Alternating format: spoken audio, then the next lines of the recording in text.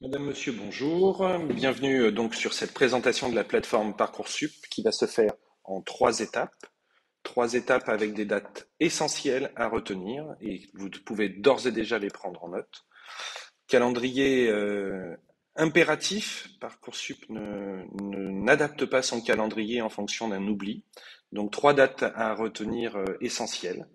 Le 20 janvier, le lancement de la plateforme pour pouvoir saisir les vœux. Elle est ouverte depuis le mois de décembre, mais jusqu'au mois de janvier. À partir du mois de janvier, vous pouvez saisir les vœux jusqu'au 29 mars. 29 mars, date impérative, fin de saisie des vœux en fin de journée. Ensuite, vous avez un deuxième temps qui est jusqu'au 7 avril pour finaliser le dossier. On y reviendra tout à l'heure. Et ensuite, une troisième période à partir du 2 juin jusqu'au 15 juillet où vous recevrez les réponses et où vous devrez choisir la formation. Parmi les formations qui vous ont accepté, choisir celle que vous allez prendre jusqu'au 15 juillet pour une inscription ensuite dans l'enseignement supérieur. Je vous propose de passer tout de suite à la première étape, découvrir les formations et élaborer son projet d'orientation. Vous avez en gros un récapitulatif de ce qui est fait, avec la présentation de deux sites. Le premier site, c'est terminal2021-2022.fr, où vous retrouvez un ensemble de formations, de vidéos, de témoignages d'étudiants pour découvrir un certain nombre de formations, et évidemment le site Parcoursup avec son moteur de recherche et un accès vers un certain nombre de sites, d'autres sites. Au sein de Parcoursup, vous allez avoir pléthore de formations, 19 500 formations qui dispensent des diplômes, tout type de formation, avec deux grandes sélections, en fait trois.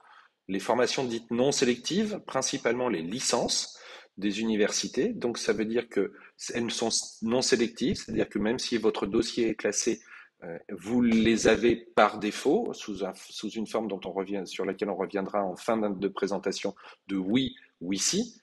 Et puis un autre type de formation, des formations dites sélectives, les classes préparatoires, les BTS, les BUT, les autres formations qui sont indiquées en dessous, où là la réponse peut être oui, non. Il n'y a pas de oui si, c'est oui ou non. On vous accepte, on vous classe ou on ne vous classe pas. Vous avez en plus sur Parcoursup un ensemble d'informations utiles à consulter sur chaque fiche de formation. Un troisième type de formation que vous pouvez demander, c'est ce que l'on appelle l'apprentissage. Donc, c'est de la formation en alternance, principalement sous forme de BTS, d'IUT ou de mentions complémentaires, parfois de titres professionnels. Ça veut dire que vous êtes et étudiant et salarié, ce qui signifie que pour valider une formation en apprentissage, vous pouvez la demander, mais dans l'intervalle, vous devez absolument trouver un patron une entreprise qui va vous signer un contrat d'apprentissage. Vous pouvez faire des recherches par mots-clés, par critères de recherche, et vous pouvez aussi avoir des critères géographiques, c'est-à-dire chercher dans une région en fonction de vos contraintes ou de vos souhaits. Pour chaque formation proposée, Parcoursup vous indique le nombre de places disponibles en 2022, le taux d'accès en 2021, le pourcentage de candidats en fonction du type de baccalauréat, et aussi des suggestions de choix de formations similaires qui vous permettent éventuellement d'élargir vos vœux si vous constatez, par exemple, que la formation que vous souhaitez demander dispose d'un nombre de places très limité.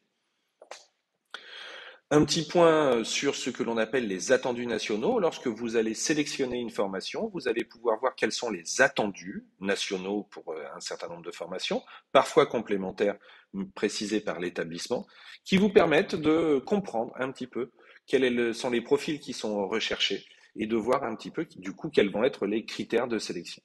Il est essentiel que vous puissiez, ces critères, ces attendus, ce taux d'accès aussi, parce que quand vous demandez une formation qui a 12 places et qui a eu 1500 demandes, vous imaginez bien que le taux d'accès, ou en tout cas que la possibilité d'accès en fonction de votre profil, n'est pas la même que si vous demandez une formation qui a 500 places et qui avait 750 demandes.